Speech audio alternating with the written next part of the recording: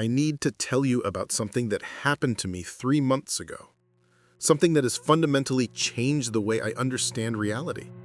Something that has shattered every assumption I had about the nature of our world and what lies beyond the thin membrane of our perception. I'm a rational person. I have a degree in computer science from a reputable university. I worked, I should say, as a software engineer for a mid-sized tech company, writing code for database management systems. I understand how cameras work, how digital video compression works, how motion detection algorithms function. I've debugged thousands of lines of code, I've troubleshot hardware failures. I've spent my entire adult life in the world of logic and reason, where every problem has a solution and every mystery has an explanation. I'm telling you this because I need you to understand that what I'm about to describe isn't the result of ignorance or superstition. I'm not someone who believes in ghosts or demons or parallel dimensions, or at least I wasn't. I know what I saw. And I know it shouldn't be possible, but it is. It's real, and it's still happening. This is the story of my security camera system, and a thing it recorded that should not exist. Before we begin, if you enjoy terrifying true stories like this one, please hit that like button and subscribe to the channel. It really helps us bring you more horror content. Now, let's get into the story. I installed the security camera system in early January. It wasn't because I lived in a dangerous neighborhood, quite the opposite actually. I live in a quiet suburban area about 20 minutes outside the city, the kind of place where people still wave to their neighbors and kids ride their bikes in the street until the streetlights come on. The houses are spaced comfortably apart, each with a decent-sized yard and a 2-car garage. It's safe, boring even. But my house had been broken into the previous November. I had gone out of town for Thanksgiving, visiting my parents in Ohio for 4 days, and when I came back, I found my back door kicked in and my living room ransacked.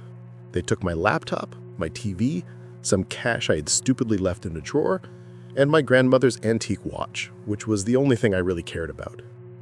The police came, took a report, dusted for fingerprints, and told me they'd do what they could. I never heard from them again.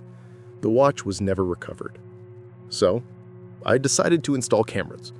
Not because I thought it would prevent another break-in, but because I wanted to know. I wanted evidence. I wanted to feel like I had some control over my own space. I researched for weeks, reading reviews, comparing specs, watching YouTube installation tutorials. I finally settled on a system called SecureView Pro. It came with 4 cameras, one for the front door, one for the back door, one for the driveway, and one for the backyard. They were wireless, weatherproof, had night vision, motion detection, and could record in 1080p. The footage was stored both locally on a small hard drive unit in my basement and in the cloud, accessible through an app on my phone. The installation took me most of a Saturday. I'm not particularly handy, but the instructions were clear, and the cameras were designed to be user-friendly. By evening, I had all 4 cameras mounted, connected to my Wi-Fi, and synced to the app. I spent the next hour testing them, walking in and out of frame, waving at the lenses, checking the playback quality. Everything worked perfectly.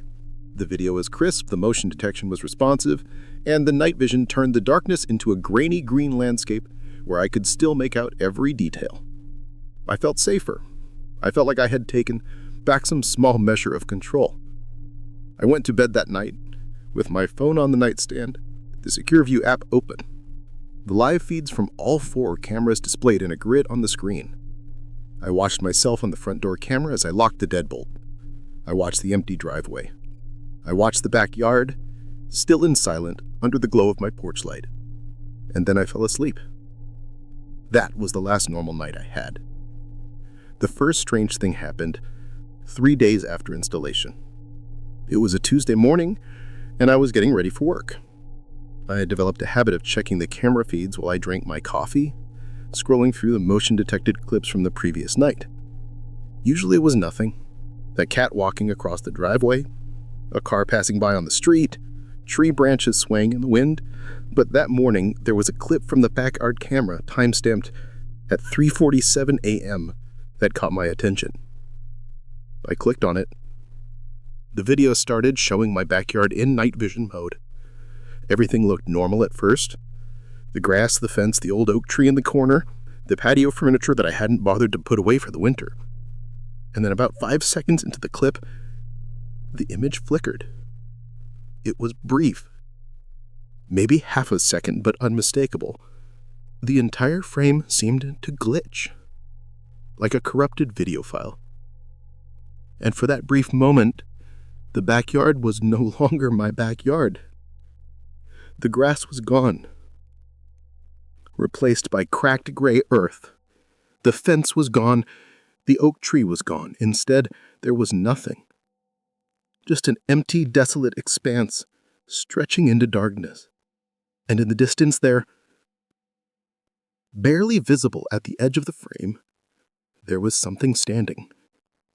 A figure. Tall, thin, and utterly still.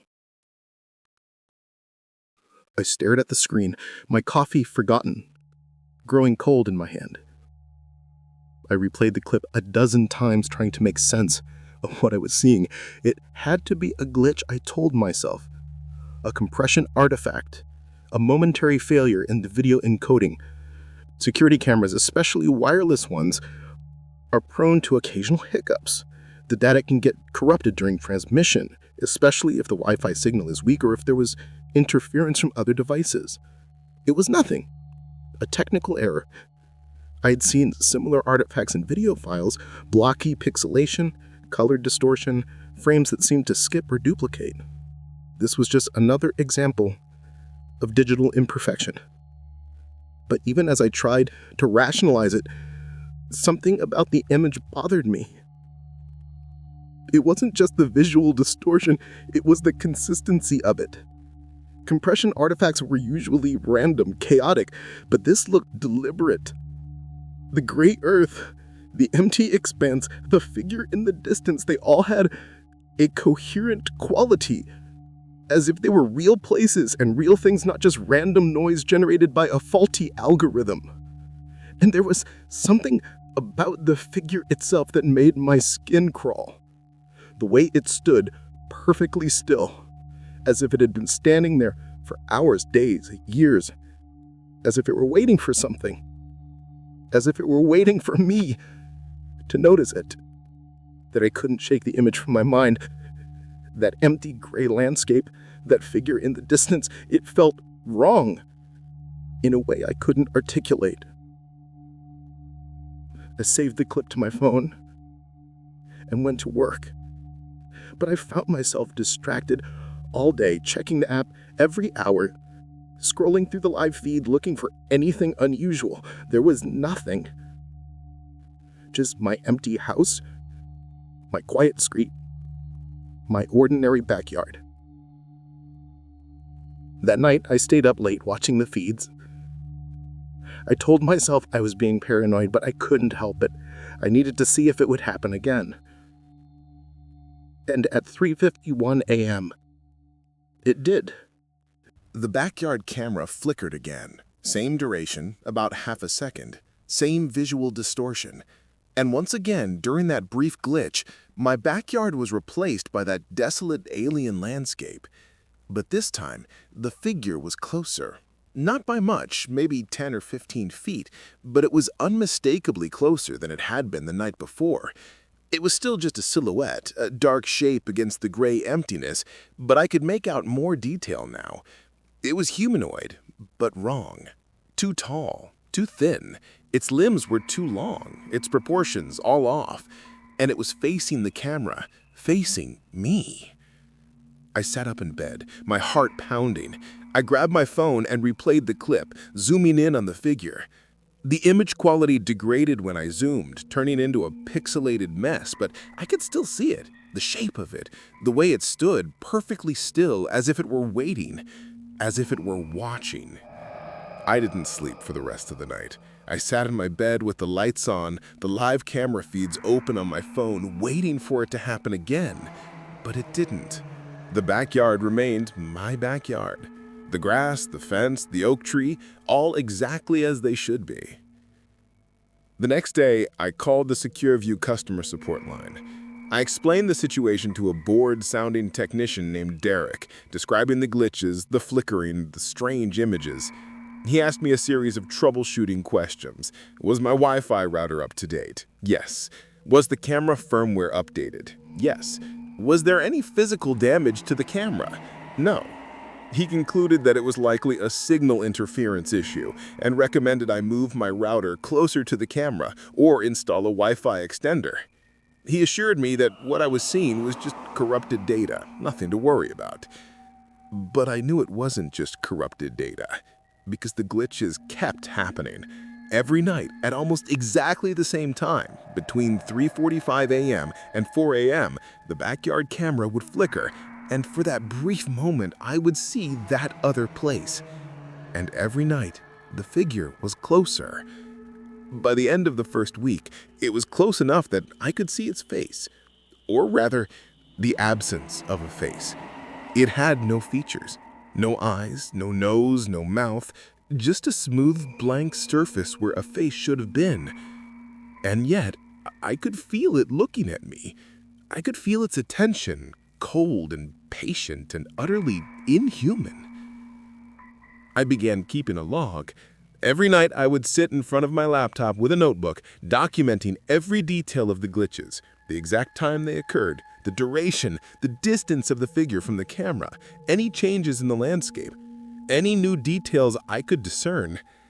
I became meticulous, almost scientific in my observations, as if by cataloging the phenomenon, I could somehow gain control over it, understand it, predict it.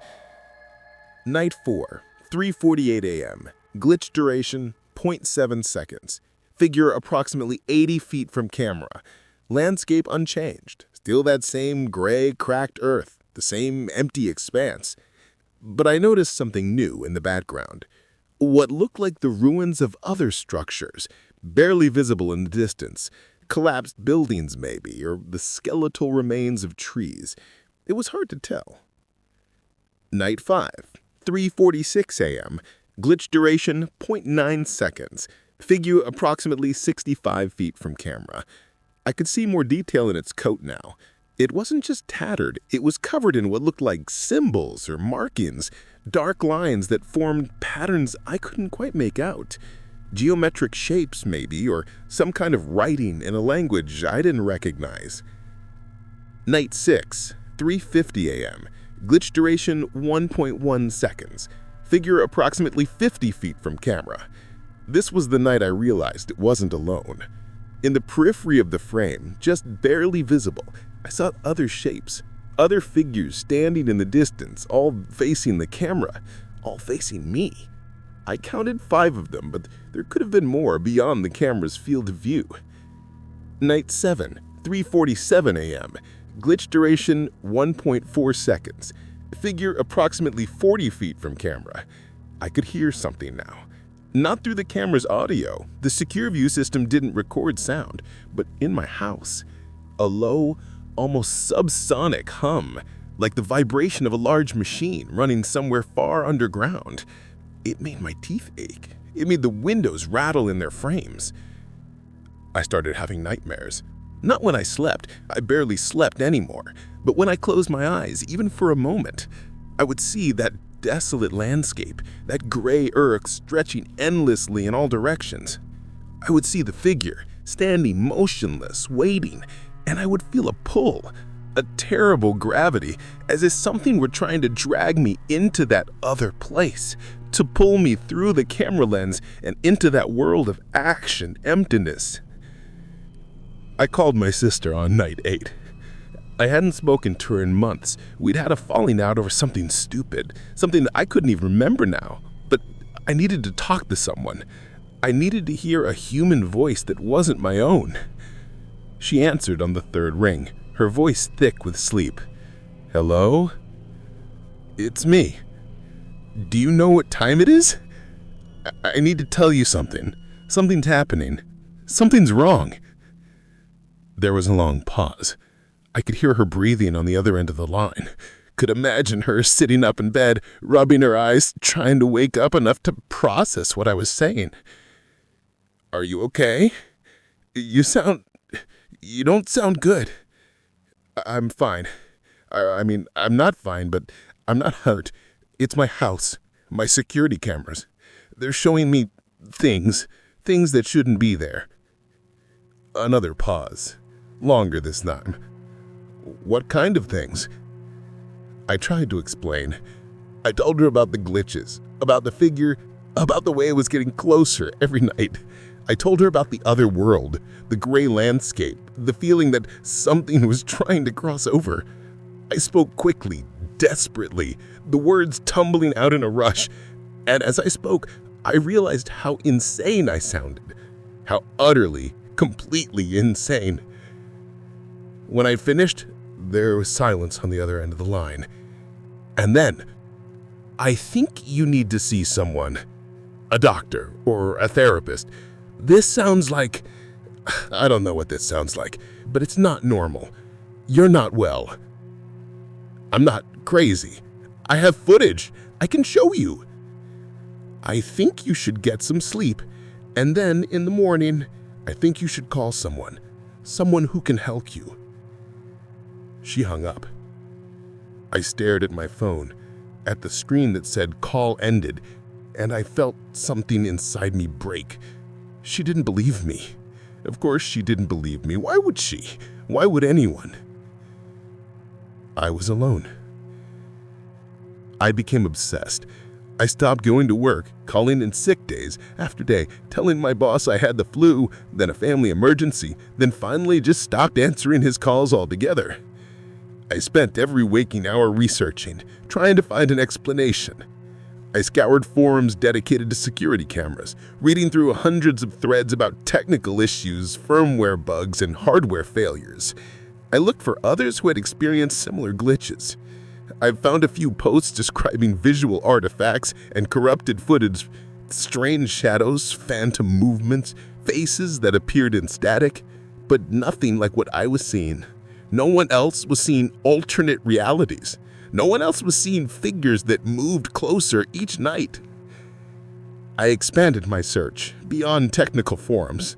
I dove into paranormal websites, reading about hauntings, about places where the veil between worlds was thin, about entities that existed in dimensions parallel to our own. I read about tulpas and thought forms, about the idea that consciousness could create reality, that belief could give shape to the formless. I read about quantum physics and the many worlds interpretation, about the possibility that every decision, every moment spawned in infinite parallel universes, each one slightly different from the last. I read until my eyes burned and my head ached, until the words on the screen blurred together into meaningless shapes.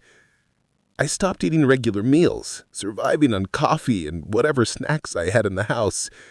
I stopped showering. I stopped caring about anything except the camera feeds. My living room became a command center. My laptop open on the coffee table, my phone always in my hand, the Secure View app always running. I set up a second monitor so I could watch all 4 camera feeds simultaneously, my eyes flicking between them, searching for any anomaly, any flicker, any sign that the boundary between worlds was weakening. I started experimenting. I set up a second camera in the backyard, pointing to the same area as the original. I wanted to see if both cameras would capture the glitch simultaneously. The first night I tried this, at 3:52 a.m., the original camera flickered as usual, but the second camera showed nothing unusual, just my normal backyard undisturbed. It was as if the glitch existed only for that one specific camera, that one specific lens. I tried replacing the camera entirely, ordering a new one from the manufacturer and installing it in the exact same location. But the glitches continued. Same time, same duration, same impossible landscape. The figure was now close. On the 10th night, something changed. The glitch lasted longer, not half a second, but a full 3 seconds. And during those 3 seconds, I saw something that made my blood run cold. The figure was now standing directly in front of the camera, close enough that it filled the entire frame. I could see the texture of its coat, rough and tattered like old burlap. I could see its hands, if they could be called hands, long skeletal fingers that ended in sharp points. And I could see, behind it, in the distance, other figures. Dozens of them. Hundreds, maybe. All standing perfectly still, all facing the camera, all waiting. And then, for the first time, the figure moved. It raised one of its hands and reached toward the camera, toward me. And just before the glitch ended, just before my backyard returned to normal, I saw something that made me understand the terrible truth. In the background of that alien landscape, barely visible in the grainy night vision footage, I saw my house. Or rather, a version of my house. It was there, in that desolate world, but it was wrong. The windows were dark and empty. The walls were cracked and crumbling. It looked abandoned, as if it had been standing there, alone and forgotten for decades. And I realized, this wasn't a glitch. This wasn't a technical error or a corrupted video file. The camera wasn't malfunctioning. It was working perfectly. It was showing me exactly what was there. But what was there existed in a different layer of reality. A place that overlapped with our world but remained invisible to the naked eye. The camera, with its digital sensors and its night vision technology, was somehow piercing the veil, capturing images of a world that existed alongside ours, separated by the thinnest of boundaries. And that figure, that thing, was trying to cross over. I didn't sleep that night. I couldn't. The realization of what was happening had stripped away any possibility of rest. I sat in my living room with every light in the house turned on, the live camera feed opened on my phone, my eyes fixed on the backyard. The house felt different now, as if it were holding its breath, waiting for something inevitable to happen. Every creak of the floorboards, every whisper of wind against the windows made me jump. I watched the clock on my phone, the minutes crawling by with agonizing slowness. 3:30 a.m., 3:40 a.m., 3:45 a.m. My hands were shaking, my mouth was dry, I could feel my heart beat in my throat, a rabid, fluttering pulse that made it hard to breathe. At 3:49 a.m., the camera flickered. But this time, the glitch didn't end after a few seconds. It kept going. 5 seconds, 10 seconds, 20. The desolate landscape remained on the screen, and the figure was no longer in the distance. It was right there, standing in my backyard, in that other version of my backyard, its faceless head tilted as if it were studying the camera, studying me. And then, it took a step forward, and the glitch ended.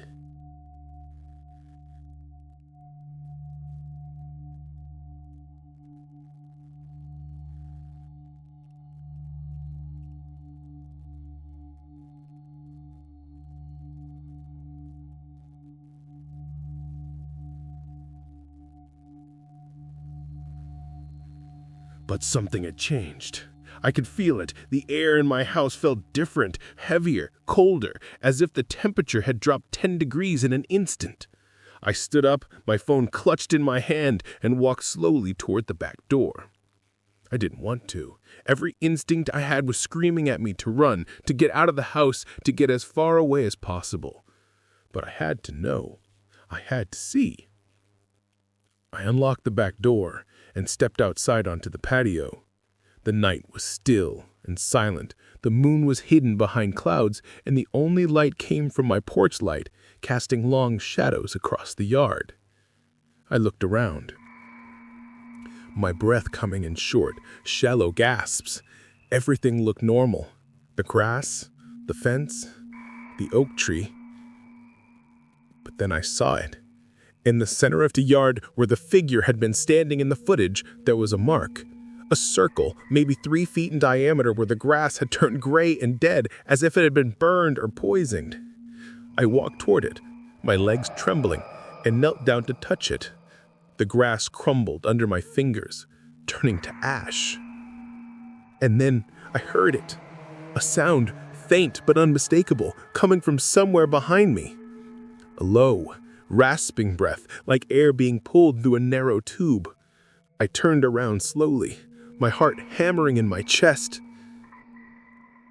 There was nothing there, just my empty backyard, but I could still hear it. The breathing. Close. Too close. I ran back inside, slamming the door behind me and locking it. I grabbed my keys, my wallet, my phone, and I left. I didn't pack a bag. I didn't turn off the lights. I just got in my car and drove. I drove to a motel on the other side of town, checked in, and locked myself in the room. And I haven't been back to my house since. That was 3 months ago. I've been living in this motel ever since, paying week by week with what's left of my savings, too afraid to go back. The room is small and dingy, with stained carpet and a bathroom that smells faintly of mildew, but this house is far away from my house, and that's all that matters. The walls are thin enough that I can hear my neighbors through them, muffle conversations, television shows, the occasional argument, but these mundane sounds have become oddly comforting, proof that normal life still exists somewhere. I still have access to the camera feeds through the app on my phone, and I check them obsessively, dozens of times a day, sometimes dozens of times an hour. The glitches have stopped. The backyard looks normal now, except for that circle of dead grass, which has grown larger. It's now almost 10 feet in diameter, a perfect circle of gray ash in the center of my yard. Sometimes when I zoom in on the footage, I can see movement at the edges of the circle, a faint shimmer in the air, like heat rising from pavement on a summer's day. But I can never be sure. I tried to contact the previous owner of my house, the man I bought it from, to ask him if he ever experienced anything strange. But his phone number is disconnected, and when I searched for him online, I found nothing. It's as if he never existed. I've thought about hiring someone to go to the house, to check on it, to see if everything is okay, but I can't bring myself to do it. What would I even tell them? That my house has been pulled into another dimension? That there are faceless figures waiting inside? They think I was insane. Maybe I am insane. Maybe none of this is real. Maybe I'm in a psychiatric hospital somewhere, and this is all just a delusion, a story my broken mind has constructed to make sense of something I can't process. But I know it's still there. That thing. That figure. I can feel it. Even from here. Even miles away. It's in my house now. In that space between worlds, waiting, watching. And I know, with a cold, terrible certainty, that it's only a matter of time before it finds a way to fully cross over. I've tried to warn people. I've posted the footage online, on forums, on social media, anywhere I could think of, but no one believes me. They say it's fake, that I edited the videos, that I'm looking for attention or trying to go viral. Some people think it's a clever marketing stunt for a horror movie. Others think I'm mentally ill. But I know what I saw. And I know that security cameras, with their digital eyes and their ability to see in the dark, might be showing us more than we ever wanted to know. They might be windows into places we were never meant to see. And once you've looked through that window, once you've seen what's on the other side, you can never close it again. If you have security cameras in your home, I'm begging you, watch the footage carefully. Look for the glitches. Look for the moments when reality seems to flicker and change. Because if you see something impossible, something that shouldn't be there, it means they found you, and they're coming. I don't know what they want. I don't know why they're trying to cross over, but I know they're patient. And I know they're getting closer. I'm writing this from my motel room. It's 3:45 a.m., and my phone just buzzed with a motion detection alert from the front door camera at my house, the house I haven't been to in 3 months.